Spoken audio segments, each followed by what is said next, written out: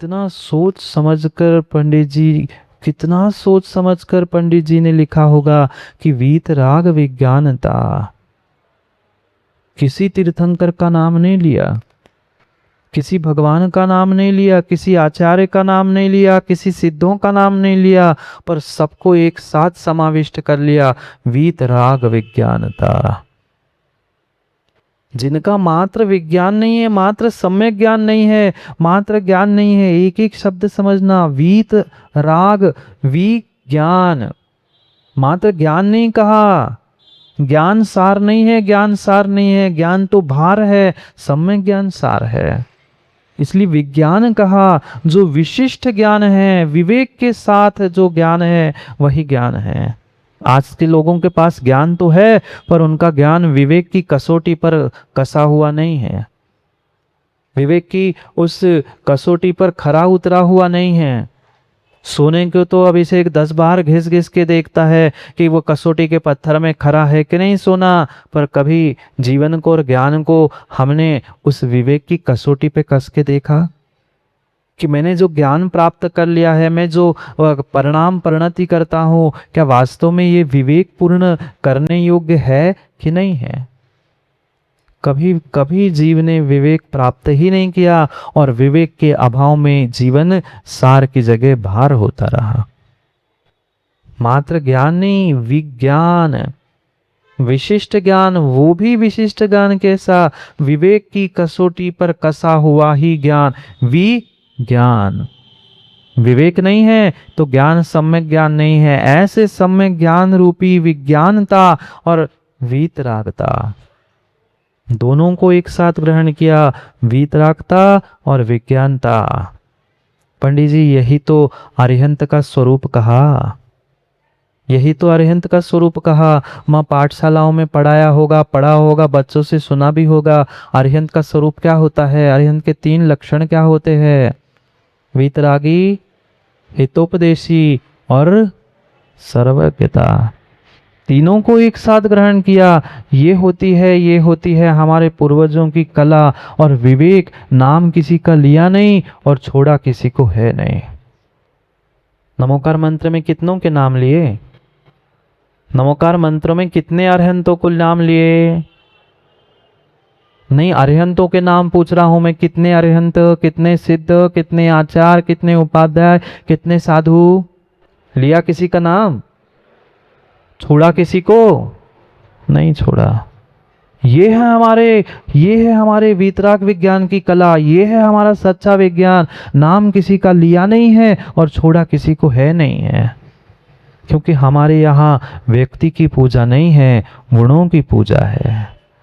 बंदे तद्गुण लब्धे, बंदे तद्गुण लब्धे, बहुत अच्छी बात है। नमोकार उस जमाने में उस समय पे लिख गया। अगर आज लिखा होता तो ये सोनू कहता, महाराज जी टीकमगढ़ के अरिहंतों को नमस्कार, टीकमगढ़ के सिद्धों को नमस्कार। ज्यादा से ज्यादा होता तो बुंदेलखंड के अरिहंतों को नमस्कार, बाकी नहीं। एक एक रहस्य सोचो, समझो, विचार करो। चाहे नमोकार मंत्र हो, चाहे 6 डाला हो, वह सार है जीवन का। अगर छोटा समय सार है तो ये 6 डाला है। अगर अन्य दर्शन की अपेक्षा से समझे, जैसे गीता का स्थान है ऐसा इसका स्थान है, पर समझे तो समझने को समय का 6 डाला पढ़ा रहे महाराज जी, फालतू की बातें, वो तो हमने बचपन में पढ़ के रट के अलग कर दिया। कभी सोचा ही नहीं, समझा नहीं है, जिसको हमने मात्र पढ़ पढ़ के पढ़ा बन गए, पर पढ़ नहीं पाए। पढ़ा जानते नहीं, जानते मार साहब, पढ़ा मार साहब नहीं, पढ़ा कि पढ़ा, पढ़ा पढ़ा पढ़ा, इतना पढ़ा कि पढ़ के पढ़ा बन गए, पर पढ़ नहीं पाए। जो पढ़ा है ना वो विज्ञान है, और जो पढ़ा और कढ़ा है वो वीतराग विज्ञान है। वीतराग विज्ञानता, किसी एक अरहंत, सिद्ध, आचार, उपाध्याय, किसी का नाम नहीं लिया, पर मात्र गुणों को कह दिया वीतराग विज्ञानता। विज्ञान नहीं, विज्ञानता जो इस विज्ञान से युक्त है, ऐसे वे हितोपदेशी अरहंत, ऐसे वीतरागी जो 18 दोषों से रहित हो चुके हैं, ऐसे वे वीतरागी अरहंत।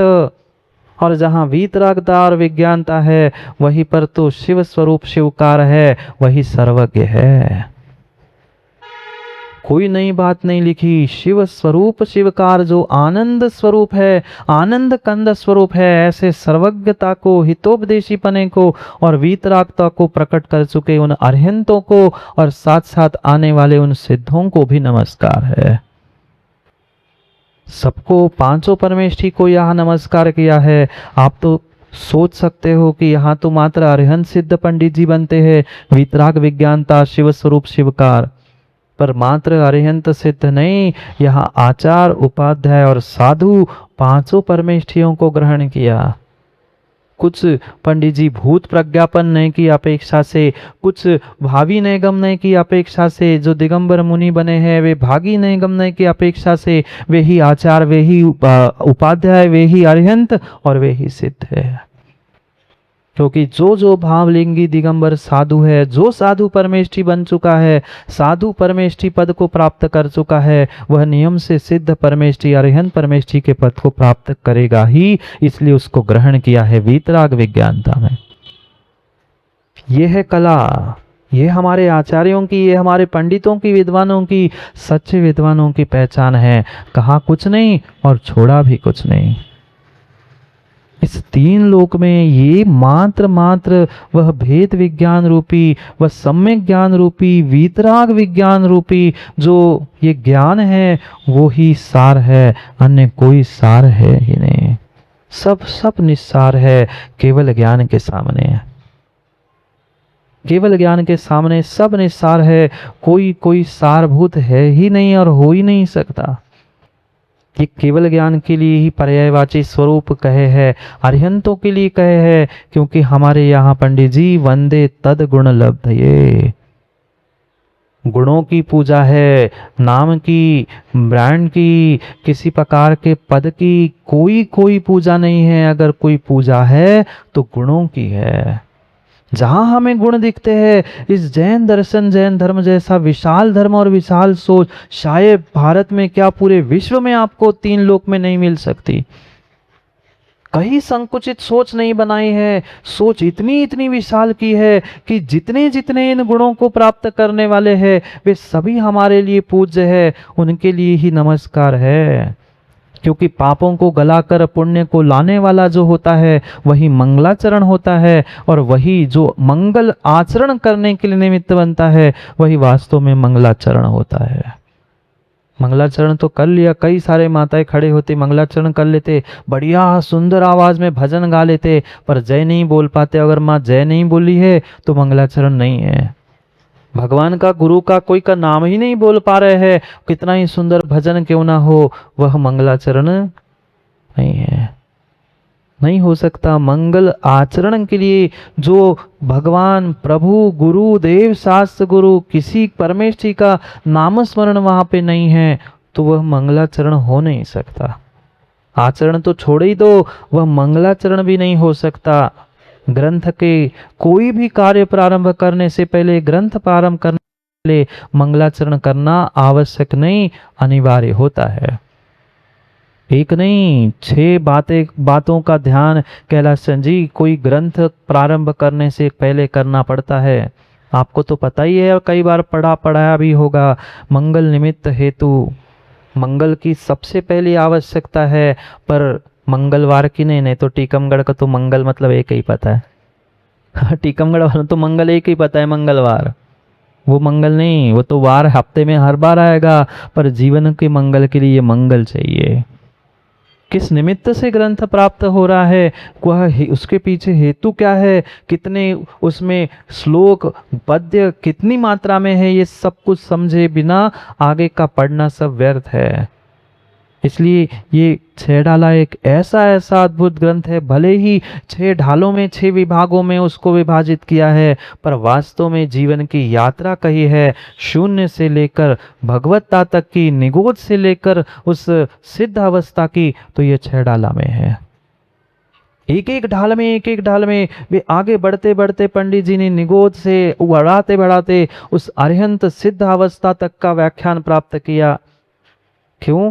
क्योंकि वास्तव में मेरी जीवन यात्रा सच्ची यही है। कहां से कहां तक यात्रा है, कौन मैं हूं, इसकी पहचान कराने वाला यह ग्रंथ है। 6 भागों में विभाजित, 6 ढाला। ये मात्र अभी मंगल समझ रहे, मंगल कर रहे, मंगलाचरण को प्राप्त कर रहे हैं। मंगलाचरण में ही इतने रहस्य है कि कई महीने मात्र इस मंगलाचरण में ही प्रवचन और उपदेश हो सकते। पर इतना समय कहाँ है महाराज जी, आप तो पढ़ा जाओ, हम तो सुनत जा रहे हैं। और कभी गहराई से इस सच्चाई और अच्छाई का विवेक के साथ ज्ञान करने का प्रयास करो ना। ज्ञान तो है, बराबर है, बराबर है, ज्ञान की किसी के पास कमी नहीं है। पर ज्ञान क्या विवेक की कसौटी पे खरा उतरा है? क्या उस ज्ञान को कभी हमने सम्यक ज्ञान बनाने का प्रयास किया है? अगर सम्यक ज्ञान मति श्रुत रूपी सम्यक ज्ञान नहीं है तो भविष्य में कभी भी केवल ज्ञान प्राप्त होने वाला नहीं है। इस केवल ज्ञान की अगर कोई बीज है तो ये वर्तमान का मति श्रुत ज्ञान रूपी ये ज्ञान है, सम्यक ज्ञान है।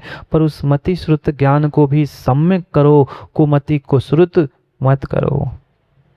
ये जो जितने जितने जीव वह विज्ञान के माध्यम से, ज्ञान के माध्यम से कोई अणुबम बना रहा है, कोई वह यान बना रहा है, कोई मिसाइल बना रहा है। ये मिसाइल बनाना, अणुबम बनाना ये कोई ज्ञान विज्ञान का परिचय नहीं है। ये तो तुम्हारी कुमति कुश्रुत काम कर रही है, ये तुम्हारा कुज्ञान काम कर रहा है कि तुम दूसरे को मारने का पुरुषार्थ। ये विज्ञान नहीं है, ये कुज्ञान है।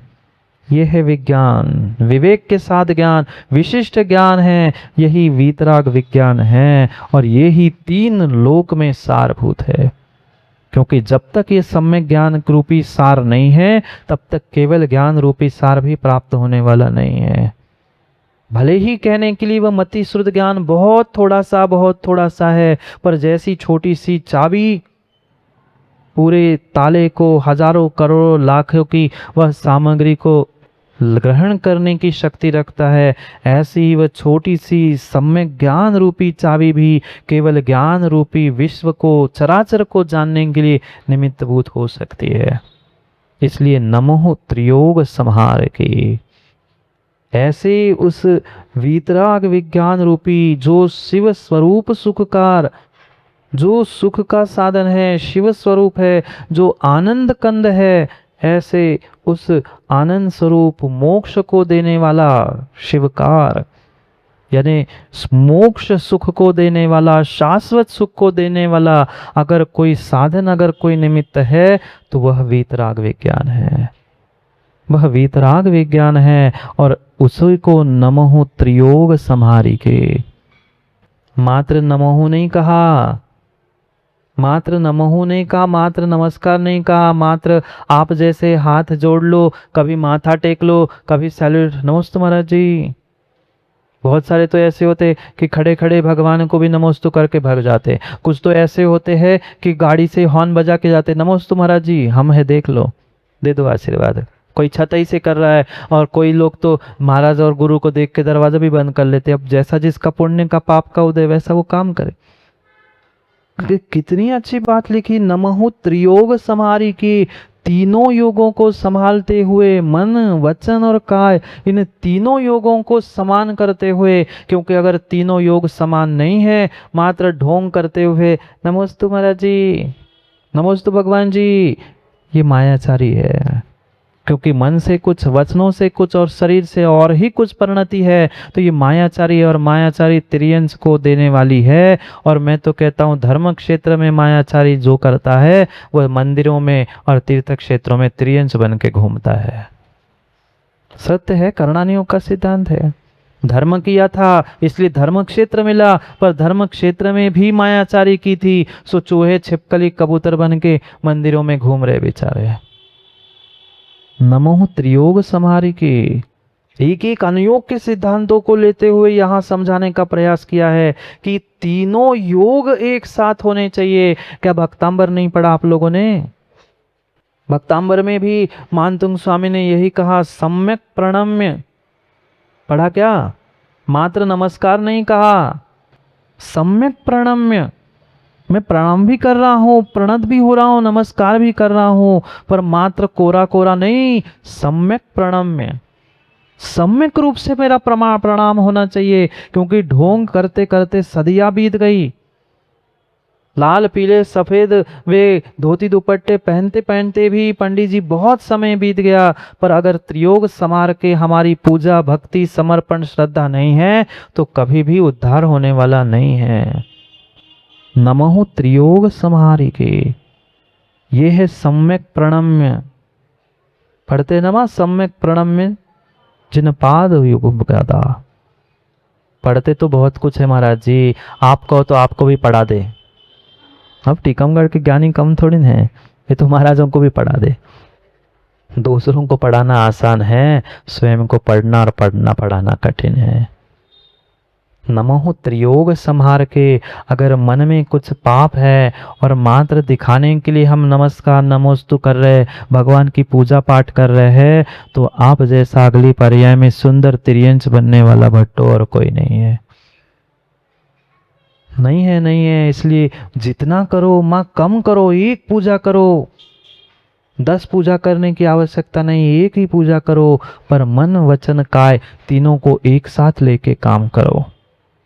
मन कहीं और भाग रहा है, वचनों से पूजा कहीं चल रही है। बहुत सारे स्थानों पे हमने देखा एक साथ 4-4 काम करते हैं माताएं। पता नहीं बुंदेलखंड की तो ऐसी विशेष है पंडित जी, वहाँ शांति धारा भी हो रही तो शांति धारा भी देख रहे, हाथ में जाप भी चल रही है और इधर एक स्वाध्याय का ग्रंथ भी खुला है और बीच में जाप इधर पकड़ ली, थाली भी चढ़ा ली, संपूजक का नाम, प्रतिपालक का नाम, यतेंद्र सामान तपोधन, हाथ भी लगा लिया।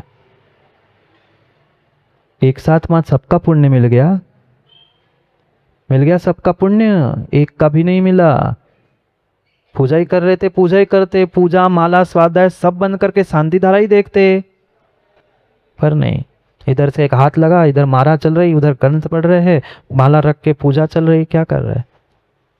नमो त्रियोग समार के, तीनों योगों को संभाल के, तीनों योगों को एक साथ करते हुए हमें सम्यक प्रणम्य, सम्यक प्रकार से प्रणाम करना है, तो कर्मों की निर्जरा है, अन्यथा मायाचारी का फल ही मिलेगा, पुण्य के बदले में पाप ही खरीद रहे हो।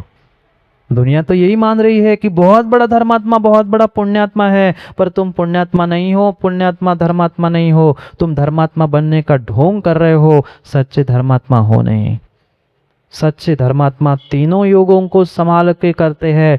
तीनों योग, जहाँ मन है वही वचन है, जहाँ वचन है वही काय है, तीनों एक साथ एक ही स्थान पे है, इधर उधर नहीं है।